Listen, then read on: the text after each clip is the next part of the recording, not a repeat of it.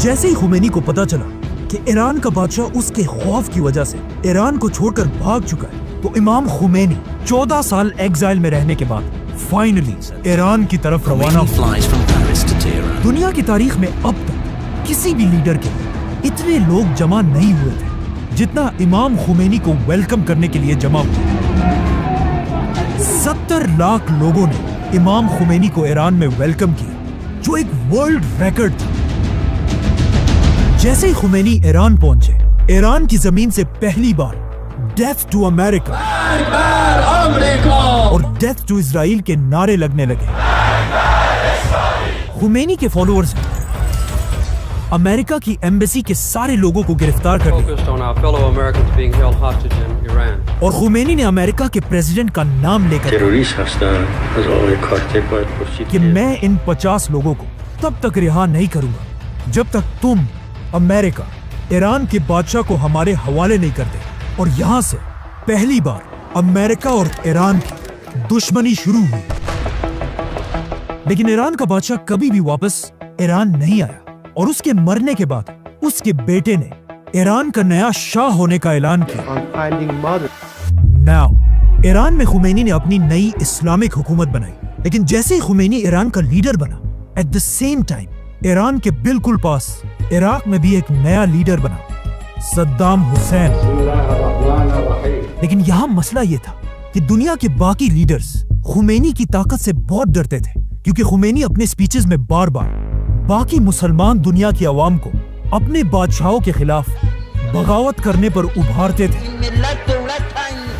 یہ دیکھ کر عراق کے لیڈر صدام حسین نے امریکہ اور عرب لیڈرز کے کہنے پر خمینی پر حملہ کر دیا اور 8 سال تک ایران اور عراق کے درمیان ایک بہت ہی سخت جنگ ہوئی۔ لیکن صدام حسین کے پاس پوری دنیا کی سپورٹ ہونے کے بعد بھی وہ خمینی کو اس کے تخت سے ہٹا نہیں سکا، اور آخر 8 سال بعد جیسے یہ جنگ ختم ہوئی، اس کے کچھ ہی عرصے بعد امام خمینی اس دنیا سے چلے گئے۔ خمینی کا جنازہ دنیا کی تاریخ کا سب سے بڑا جنازہ تھا، کیونکہ اس کے جنازے میں 1 کروڑ لوگ شامل تھے، جو آج تک grains book of world records میں کسی بھی لیڈر کے لیے دنیا کی سب سے بڑی گیدرنگ ہے۔ جس کے بعد ایران کے منسٹرز نے مل کر خمینی کے بعد اپنا نیا لیڈر چوز کیا، آیت اللہ خمینی کا اسٹوڈنٹ آیت اللہ علی خامنائی،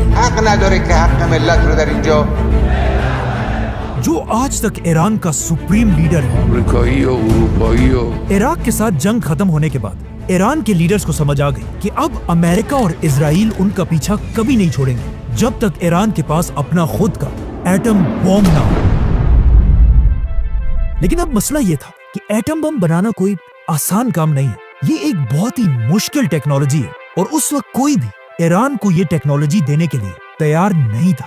تو اب ایران کسی ایسے میریکل کا انتظار کر رہا تھا کہ دنیا کا کوئی ملک اس کی ایٹم بم بنانے میں مدد کرے، اور عجیب بات یہ ہے کہ ایگزیکٹلی ایسا ہی ہوا۔ ایران کے بالکل قریب ایک ملک، دنیا کی پہلی اسلامک کنٹری پاکستان نے اپنا پہلا ایٹم بم بنایا۔